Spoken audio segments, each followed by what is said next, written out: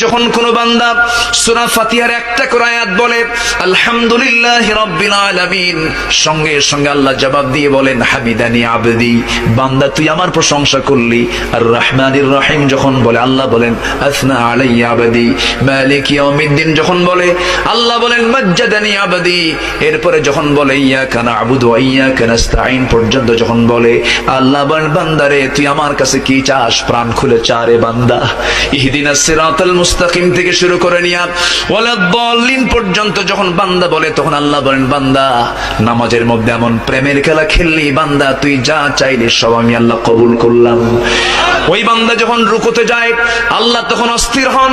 ওই বান্দা যখন সিজদায় যাওয়ার জন্য প্রস্তুতি নাই, সমস্ত ফেরেশতাকে ডাক দিয়ে বলেন ও ফেরেশতারা, এই বান্দাগুলো আমাকে দেখলো না, রাসূলকে দেখলো না, কোরআনকে দেখে হাদিসকে বিশ্বাস করে আমাকে খুশি করার জন্য তার সবচেয়ে